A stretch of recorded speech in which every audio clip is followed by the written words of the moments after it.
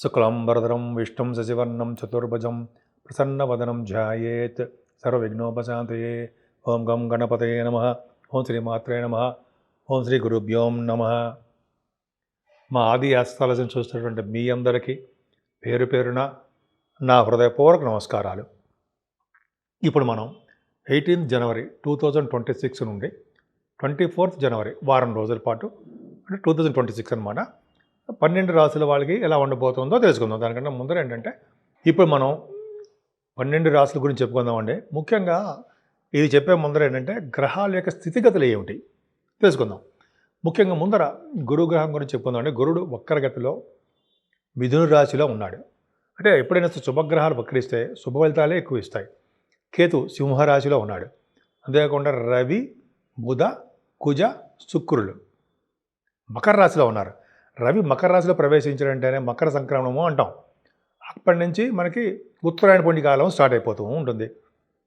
పైగా ఉచ్చస్థితి కుజుడు కూడా ఉన్నాడు అక్కడ. ఉచ్చస్థితి కుజుడు ఉండడం వల్ల గొప్ప అదృష్టం అండి.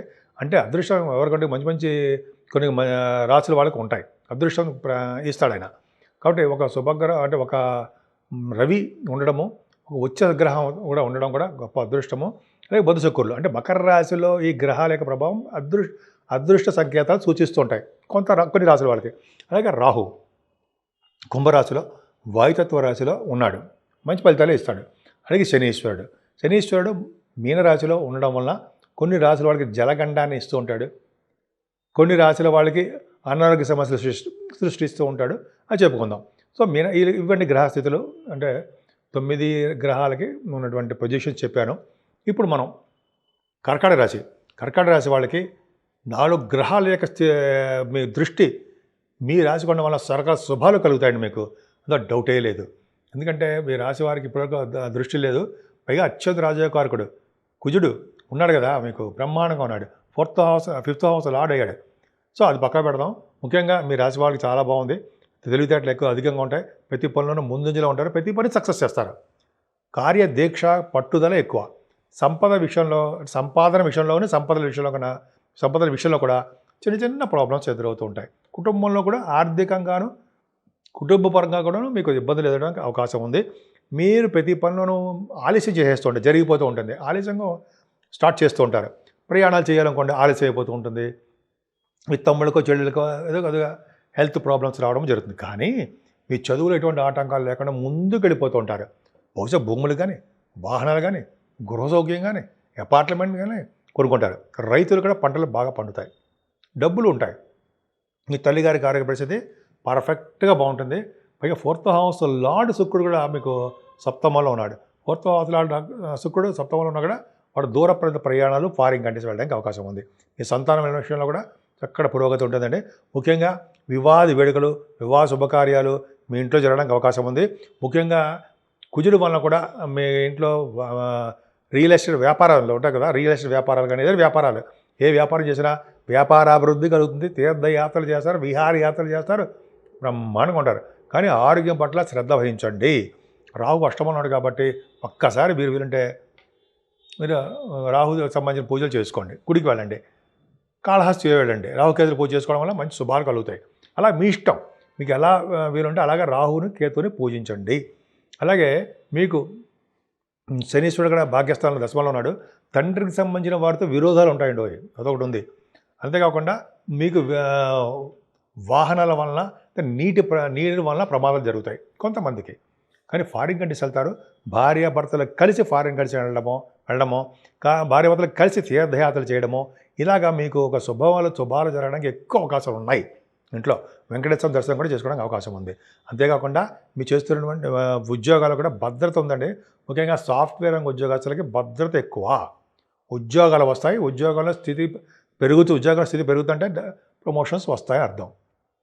అంతేకాకుండా గవర్నమెంట్ సంబంధించిన వాటిలో కూడా మీరు ఉంటారు. సో ఈ విధంగా బాగుందండి. మీకు చేస్తున్నటువంటి లాభాలు కూడా కొద్దిగా ఆలస్యం అవుతుంటాయి. ఏదేమైనా బాగా ఖర్చులు పెడుతుంటారు. 12వ భావంలో గురుడు వలన ఖర్చులు అధికంగా ఉంటాయి. దేవాలయ సందర్శన వలన, దేవతారాధన వలన ఖర్చులు ఉంటాయి. అంతేకాకుండా అక్కడ 9వ భావంలో శని, 12వ భావంలో గురుడు వలన, 9th హౌస్ 12th హౌస్ వలన ఖచ్చితంగా విదేశాలు వెళ్ళడానికి, హయ్యర్ ఎడ్యుకేషన్ నేర్చుకోవడానికి కూడా అవకాశాలు మీకు ఉన్నాయి. మీకు ప్రతిసారి చెప్తున్నట్టుగానే నా పేరు వాడ్రేవ్ ఆదినారాయణ శర్మ. CMA చేశానండి నేను. సరే అది పక్కన పెడదాము. మీ జాతకాలు చూపించుకోదలుచుకుంటే మీ date of birth, time of birth, place of birth ఉండాలండి. అంటే జాతకాల్లో వివాహాలు కానీ, ఉద్యోగ సమస్యలు కానీ, అంటే వివాహ సమస్యలని, చిల్డ్రన్ సమస్యలని అనేక రకాలుగా ఉంటాయి కదండి. మనకి ఫారిన్ వెళ్ళడం ఇవన్నీ ఉంటాయి కాబట్టి అది ఖచ్చితంగా నేను చెప్పగలను. వివాహాది వేడుక కూడా ఏ నెలలో అంటే జనరల్ సుమారుగా కూడా మనం చెప్పచ్చు. ఏ నెల జరుగుతుంది, ఏ సంవత్సరంలో ఉంటుందని కూడా నేను కొన్ని డేట్స్ కూడా ఇస్తాను. సరే అది పక్క పెడదామండి. ఇంకా మీకు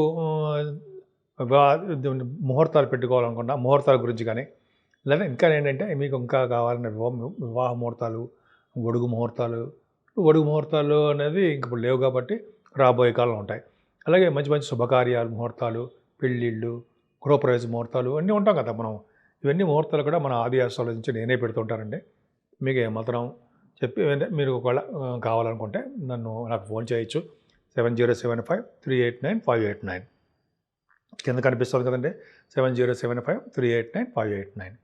సో ఈ విధంగా మనం చేయొచ్చు. అంతేకాకుండా మీకు ఏమైనా సమస్యలను ఆస్ట్రాలజీకి సంబంధించిన సమస్యలు కాకుండా మీకు వాస్తు సమస్యలు అంటుంటాం మనం. వాస్తు సంబంధించినటువంటి ప్రాబ్లమ్స్ వచ్చినా సరే నాకు ఫోన్ చేస్తే తప్పకుండా నేను పరిష్కార మార్గాలు చెప్తాను. ఇప్పుడు ఈ వారం రోజులు కూడా అండి మనం చేయవలసినటువంటి పూజలు కూడా ఒక అద్భుతంగా ఉందండి. ఏంటంటే 12 రాశుల వాళ్ళకి అన్ని గ్రహాలు కూడా అనుకూలించవు.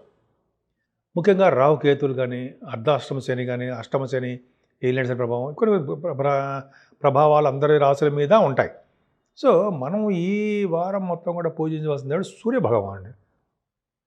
సూర్యభగవాన్ని పూజించడం వల్ల సకల శుభాలు కలిగి తీరుతాయి.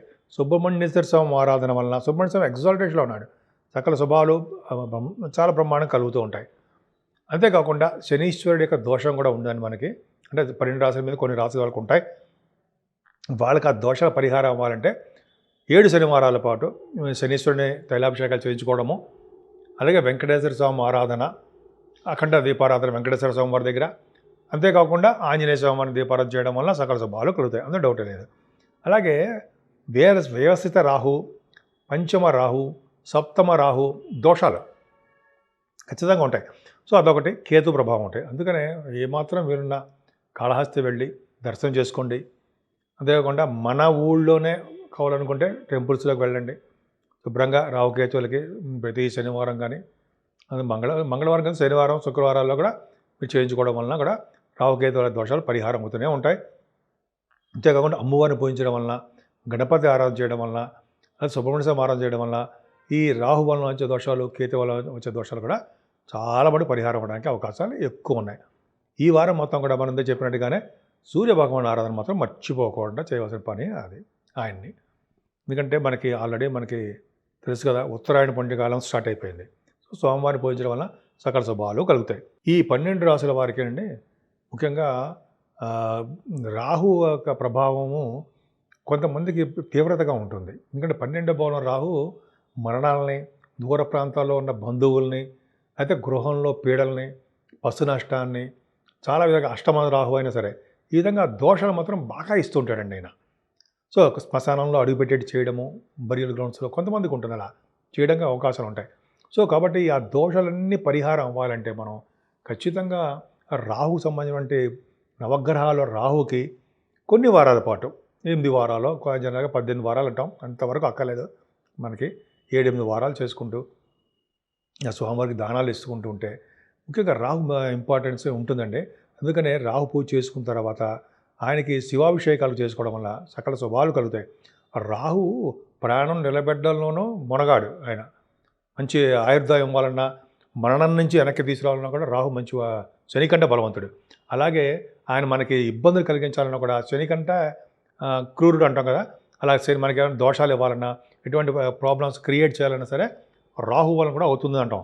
అందుకనే ఎవరైనా నిత్యము అమ్మవారిని పారాయణ చేయడం వలన సకల దోషాలు పోవడమే కాకుండా ఓం శ్రీమాత్రే నమః అనే మంత్రం కూడా ఉంది కదండి, ఆ మంత్రం జపించడం వల్ల కూడా రాహు వలన వచ్చే దోషాలు చాలా మంది పరిహారం అవుతాయి. ఈ కేతు వల్ల అంటారా, గణపతిని పూజించడము మనకి అవన్నీ చెప్పదగ్గ అంశాలు మీకు తెలుసు కదా. గరిగితో పూజించడము, పౌర్ణమి వెళ్ళిన చవితి తర్వాత ఇంకా శుభ ఫలితాలు ఎక్కువ ఉండడం, ఇవన్నీ కూడా మనకి చెప్పదగ్గ అంశాలు కింద చెప్పచ్చు. ఈ విధంగా మనం చేసుకుంటుండడం వల్ల సకల శుభాలు కలుగుతాయి.